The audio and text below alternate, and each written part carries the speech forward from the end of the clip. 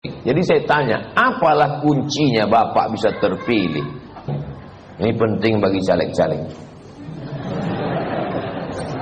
Saya nih Pak Ustadz, asal nampak saya ada orang pasang tenda, datang. Asal nampak saya ada tenda, tenda kematian, tenda khitan, tenda sakit, saya datang. Jadi memang rupanya manusia ini kalau kita datang itu berkesan tiga. Pertama, waktu keluarganya mati. Yang kedua, waktu nikah. Yang ketiga, waktu sakit. Tengoklah dia waktu 3 hari. Masih ada 100 hari lagi untuk menengok orang sakit. Saat orang sakit datang, itu berkesan sekali.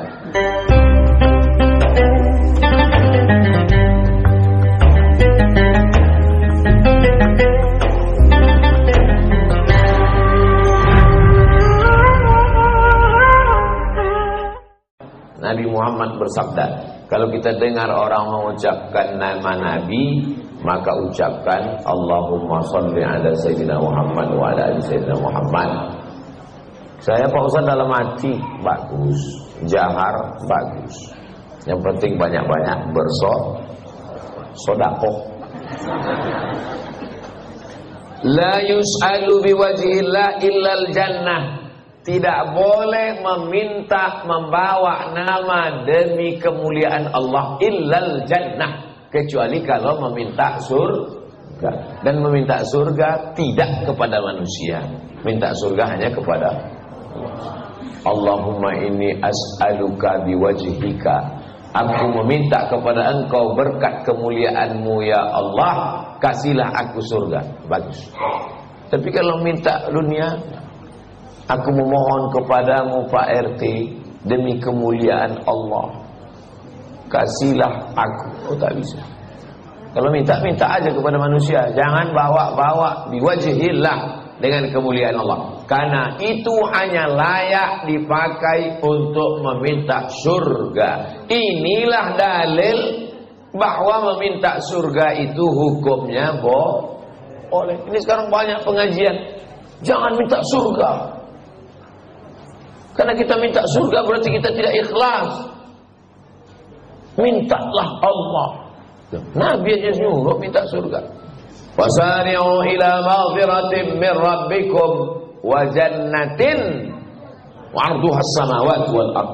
Bersegeralah kamu beribadah kepada Allah, meminta ampunan dan meminta surga. Allah menyuruh minta surga. Nabi menyuruh minta surga. Datang pula ustaz penceramah, jangan minta surga. Nanti curiga kita, ini ustaz apa ini? Minta surga, silakan minta surga. Maka kita berdoa waktu tawaf itu dari rukun Yamani ke Hajar Aswad. Allahumma inna nas'aluka ridhaka wal jannah. Kami minta ridhamu dan minta surga. Mudah-mudahan kita semua masuk surga insyaallah. Rawahu Abu Daud. Hadis ini diriwayatkan oleh Imam Abu Daud. Nama kitabnya Sunan Abi Daud. Berapanya kitab hadis nih Pak Ustaz? Ratusan. Tapi yang dipegang kuat Ahlus Sunnah wal Jamaah 6 kitab induk. 6 itu bahasa Arabnya sittah. Maka disebut dengan kutub sittah. Kalau 1 kitab, kalau 2 kitaban, kalau 3 kutub. Bahasa Arab begitu. Beda tunggal sama banyak. Kalau bahasa Indonesia, kalau 1 kitab, kalau banyak kitab-kitab. Kalau bahasa Arab, kalau 1 kitab, kalau banyak kutub. Maka disebut dengan kutub sittah, 6 kitab induk. Sahih Bukhari, Sahih Muslim, Sunan Abi Daud, Sunan Nasa'i, Sunan Tirmidzi, Sunan Ibnu Majah. 6 kitab. Ahlus Sunnah wal Jamaah. Syiah tak mau pakai itu. Nah, itu salah satu perbedaan kita dengan Syiah. Syiah tidak pakai Sahih Bukhari, Sahih Muslim, Sunan Abi Daud, Sunan Tirmidzi, Sunan Nasa'i, Sunan Ibnu Majah, tak dipakai. Maka kita ini disebut dengan Ahlus Sunnah wal Jamaah.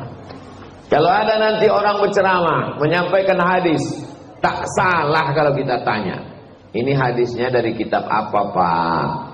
Tapi janganlah ditanya dia di depan orang banyak untuk mempermalukan dia. Habis pengajian tanya dia, Pak, tadi hadis yang Bapak sampaikan tuh Belum pernah saya dengar. Kata dia, aku pun baru menengoknya di Google tadi. Kalau bisa diambil dari kitab. Google itu tak pakai kitab. Ada tulis. Jangan beli buku yang tak ada di ujungnya HR. HR, hadis riwayat siapa? Dikhawatirkan hadis Al-Badhinjan Syifa'un min kulli da'. Terong obat dari segala macam penyakit. Hadis palsu. Siapa yang membuat? Tukang jual terong. Biar laku terong itu buatnya hadis palsu. Alaikum bisyifa'aini, hendaklah kamu berobat dengan dua penyembuh, al-asal wal Quran. Madu dan Al-Quran. Hadis dhaif. Boleh berobat dengan madu. Masalah hadis dhaif boleh dipakai untuk obat. Yang tak boleh hadis dhaif itu kalau masalah akidah, tak boleh. Masalah dalil hukum halal haram, tak boleh. Tapi kalau orang minum madu, kenapa kau minum madu? Itu kan hadisnya dhaif. Ya tak apa-apa. Dan setelah diperiksa, diteliti oleh para dokter, rupanya bagus minum madu. Termasuklah dokter senior di Pekanbaru. Ustaz Somad ya? Iya. Saya lihat mobilitas Ustaz kesana kemari. Ustaz jangan minum suplemen ya Ustaz, nanti rusak buah pinggang Ustaz. Oh gitu Pak Dokter. Ya. Apa yang bagus dimakan Pak Dokter? Setiap hari sel-sel kita ini mati Pak Ustaz. Mengganti sel yang mati itu yang paling bagus Ustaz minum madu. Oh. Madu itu yang paling bagus, dimasukkan ke dalam mulut, dikumur-kumurkan, bernyatu dengan enzim, baru ditelan. Jangan disiram air panas Pak Ustaz, mati enzim-enzimnya yang ada di dalam. Oh, di ceramahnya pula saya. Oh iya, tahu ya kita itu. Cuma tak pula kita. Tahu aku lagi itu. Orang udah niat baik sama kita itu udah bagus, saya respon. Orang buat baik sama kita, niat dia baik supaya jangan sampai rusak buah pinggang kita. Ini anak-anak muda ini kuliah. Saya siap menulis skripsi malam, minum suplemen, tak tidur-tidur, habis itu mati. Hati-hati kalian.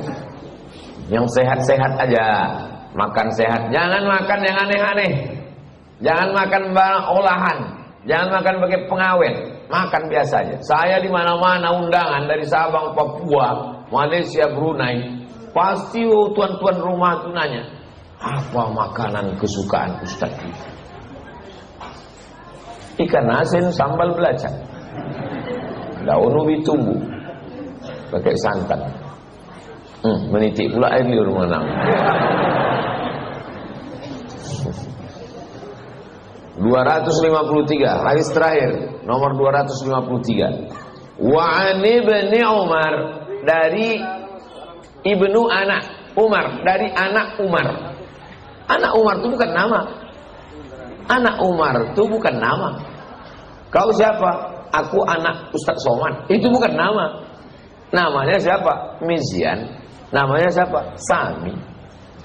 Ibnu Umar, anak Umar, bukan nama. Nama dia siapa? Abdullah bin Umar. Abdullah anak Umar. Nama kau siapa? Nama saya Ibnu Mas'ud. Itu bukan nama. Itu dikasih ayahku kata dia. Itu yang tertulis di KTP. Jadi tak ada nama kau. Itulah nama saya Pak Ustaz. Ayolah kita panggil aja lah itu, apa lagi? Dipanggil nama Ibnu. Siapa nama? Ibnu. Nama itu Umar, Abdullah, Abdurrahman, Abdurrahim, Abdul Somad. Nah. Radhiyallahu anhuma, Allah meridhai keduanya. Kalau disebut sahabat Nabi, maka sebut radhiyallahu anhuma. Allah meridhai keduanya. Kenapa dua Pak Ustaz? Umar bin Khattab ayahnya, Abdullah anaknya. Abdullah bin Umar. Abdullah bin Umar ini punya kakak namanya Hafsah. Hafsah ini menikah dengan Nabi. Salah satu istri Nabi itu namanya Hafsah, anak Umar bin Khattab. Berarti yang meriwayatkan hadis ini adalah adik ipar Nabi. Komplek perumahan Umar bin Khattab itu, kalau kita ke Masjid Nabawi, menghadap kita ke arah kiblat. Ini tempat imam. Sebelah kanan ini mimbar tempat Nabi khutbah. Sebelah kiri ini makam Nabi. Panjang umur, sehat badan, mudah-mudahan kita berangkat umroh. Ongkos tanggung masing-masing. Sebelah kiri ini kuburan Nabi. Di depan kuburan Nabi ini, ada jendela terbuka. Jendela yang paling lama terbuka di dunia, jendela itulah 1400 tahun tak pernah ditutup. Kami Pak Ustaz sering umroh tak pernah nampak kami. Memang tak pernah tengok.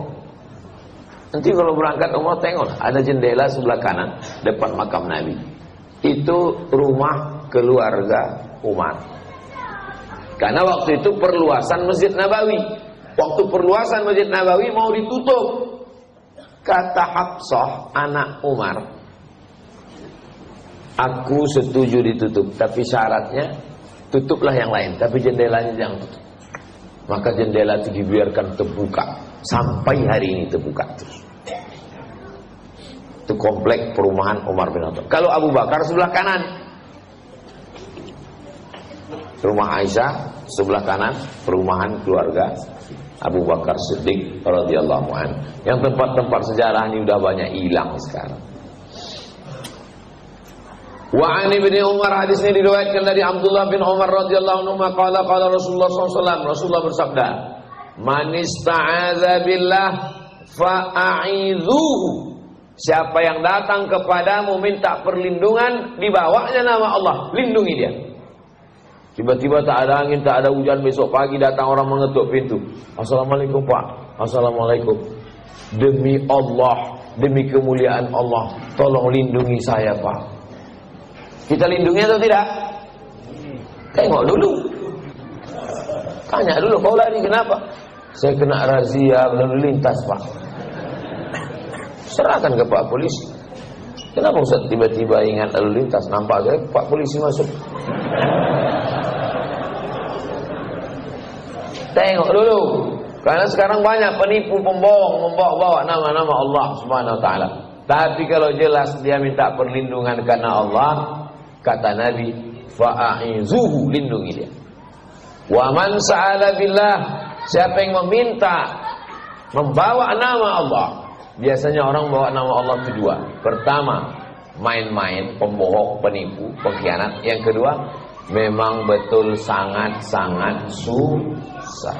Maka kata Nabi, fa'utuhu, kasih dia. Tolonglah Pak, saya udah tak makan 3 hari. Tengok, gemuk pula dia dari Ustaz Somad lagi. Aku tak makan 3 hari. Bohong, bawa nama Allah. Tolonglah Pak, udah tak makan 3 hari. Sebab kata orang Melayu, ditakik bibirnya tak berdarah Pak Ustaz, saking pucatnya. Tak juga dikasih orang. Atas nama kemuliaan Allah Pak, kasih dari cepat. Belikan lontong sayur ke Jalan Garuda Sakti tempat Pak Yusuf. Kenapa Ustaz tiba-tiba ingat Pak Yusuf? Karena dialah jadwalnya. Saya makan di situ, saya suka sarapan di situ, makan lontong Medan. Asal sarapan minta jadwal Pak Yusuf. Kasih. Akhirnya dapatlah jadwal. Inilah kronologisnya kita berjumpa pagi. Kenapa ke situ pula cerita kita? Wa man da'akum, siapa yang mengundang kamu, fa'ajibuhu, maka datanglah. Tepat betul hadis ini kita kaji subuh ini. Banyak undangannya nanti kan? Undangan akikah, undangan walimah, undangan nikah, undangan besunat, undangan khitan, undangan macam-macam berdatangan undangan. Dan kami memang YTWU punya program setiap hari Sabtu itu ada khitan massal.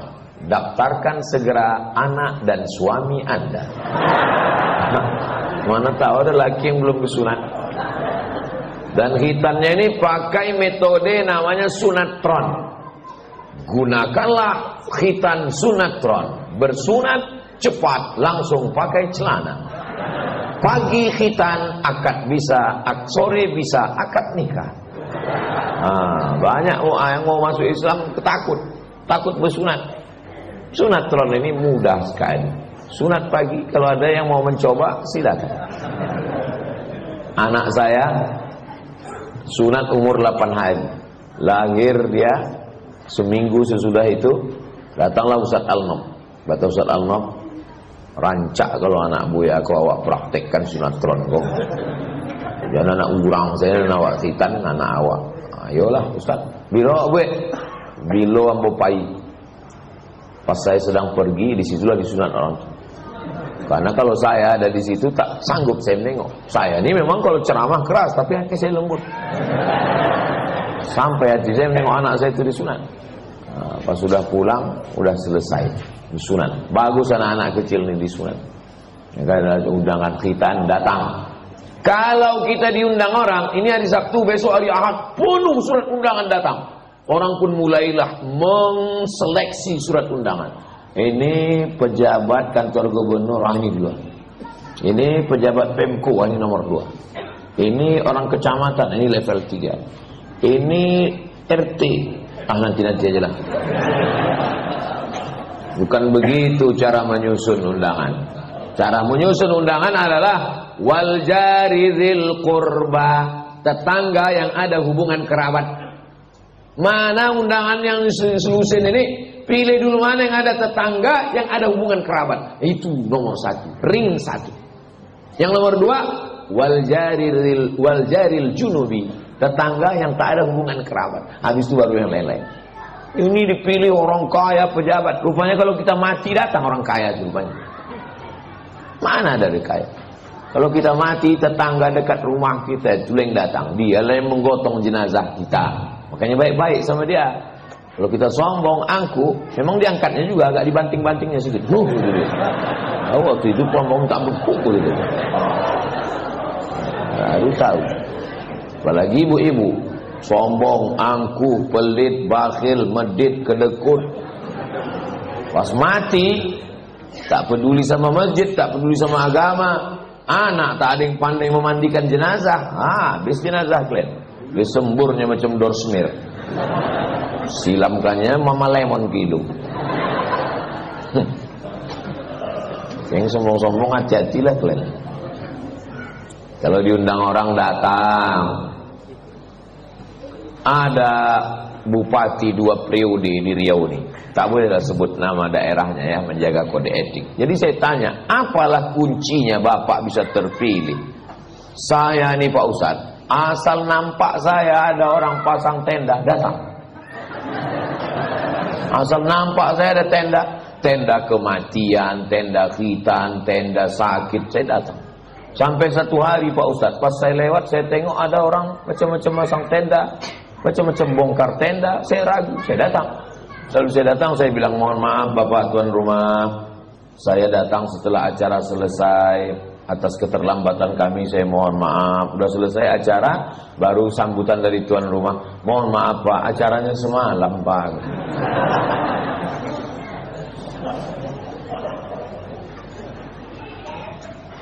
Jadi memang rupanya manusia ini kalau kita datang itu berkesan 3. Pertama, waktu keluarganya mati. Yang kedua, waktu nikah. Yang ketiga, waktu sakit. Tengoklah dia waktu 3 hal. Ini penting bagi caleg-caleg. Masih ada 100 hari lagi untuk menengok orang sakit. Saat orang sakit datang, itu berkesan sekali. Yang saya ingat sekarang kawan-kawan yang datang waktu mak saya meninggal, itu saya ingat. Ustaz Dery Sulaiman datang, Ustaz Tengku Zulkarnain datang. Sembahyang juga, kalau waktu dulu baca talqin, ingat, berkesan. Pakailah jurus saya. Serius ini. Wa man suna'a ilaikum ma'rufan, siapa yang berbuat baik bagi kamu, fakafi'uhu, balaslah. Kalau pernah orang menolong kita, berbuat baik sama kita, balaslah dengan perbuatan yang sama. Fa'ilam tajidu, kalau tak sanggup kamu membalasnya, macam mana? Matukafi'unahu, tak sanggup membalas yang sama, fad'u lahu, doakan dia. Itu maka kita disuruh diajarkan doa jazakumullahu khairan. Datang orang ngasih jazakumullahu khairan, terima kasih dia. Ini kadang orang ini udah tak membalas, sikit lagi. Memang manusia. Hatta tarau annakum qad kafatumuhu, sampai kamu merasa bahwa kamu sudah membalas dia. Itu maka pantun orang Melayu, pusat emas buat berlayar, masa sebiji dalam peti, hutang emas dapat dibayar, hutang budi dibawa ke pengadilan negeri. Mana bisa kita balas budi baik orang? Jadi kalau ada orang berbudi baik, makanya jangan sampai termakan budi. Karena kalau sudah termakan budi tak bisa kita balasnya. Tapi kalau orang sudah berbuat baik ke kita, tak pula bisa kita tolak. Karena yang ada itu tolak balas. Ada tolak baik? Mana ada? Maka saya kalau diundang itu, Ustaz, kita nanti sarapan di rumah Bapak pengurus, tak pernah kami tolak. Tak tahulah entah subuhnya ada atau tidak omongan.